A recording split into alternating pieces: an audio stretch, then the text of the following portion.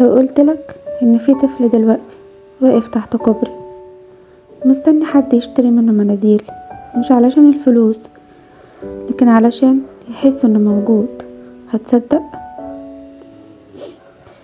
الفيديو ده مش سهل ومش مريح بس ضروري. النهاردة هنتكلم عن اطفال الشوارع، مش كرقم ولا كظاهرة لكن كبشر لهم اسماء واحلام ووجع اكبر من سنهم. اطفال بنعدي جنبهم كل يوم ويمكن عمرك ما فكرت هما وصلوا لكده ازاي. زي في طفل عنده اهل بس اهله ما عندهمش رحمة، اب بيضرب وام بتزعق وبيت كان كله خوف. الشارع كان اهون ليه من انه يفضل في مكان حاسس فيه انه مش مرغوب فيه. الطفل ده هرب مش علشان الحرية، هرب علشان يعيش. وفي طفل تاني ابوه مات وامه مش لاقيه تاكل اخواته، نزل يشتغل يبيع مناديل او يمسح عربيات وبعدها بينام في الشارع، مش علشان عايز، علشان لازم. الطفل ده كان المفروض يبقى في مدرسة مش في اشارة. وفي اطفال اتولدوا اصلا في الشارع، معرفوش يعني ايه سرير ولا لعب ولا عيد ميلاد. الشارع هو بيتهم والرصيف هو سريرهم والخوف كان صاحبهم. ده ما كانش اختيار بس كان واقع.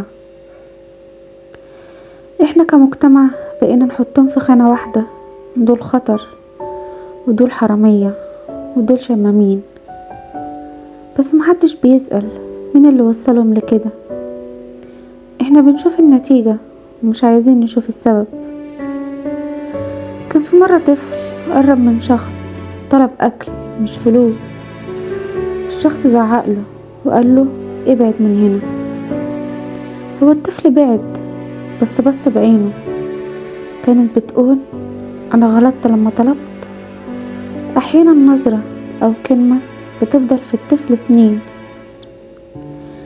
خلينا نكون صراحة، الطفل ده لو اتولد في بيت تاني كان ممكن يبقى ايه؟ كان ممكن يبقى دكتور او مهندس او لاعب كرة او طفل عادي بيلعب. بس الفرق مش في الذكاء، الفرق كانت في الفرصة. مش مطلوب منك تعمل اي حاجة، مش مطلوب منك تشيله من الشارع ولا تحل مشكلة البلد، بس اللي مطلوب ان احنا منشتمش وما نضربش وما نحتقرش. لو هندي ادي اكل، ولو هندي على الاقل هندي احترام. الطفل محتاج يحس انه انسان. كان في مرة شخص قال لطفل للشارع ربنا يقويك. الكلمة كانت بسيطة بس الطفل ابتسم ابتسامة يمكن اول مرة حد يشوفها منه. احيانا الكلمة بتعمل اللي الفلوس ما بتعملهوش. عايز اسألك سؤال وياريت تجاوبني بصدق، امتى اخر مرة شفت طفل شارع؟ عملت ايه؟ تجاهلت ولا ساعدته ولا خوفته؟ مفيش اجابة غلط بس في صدق. لو بتحس ان الكلام ده شبهك او لمس حتة جواك اشترك في القناة وفعل الجرس.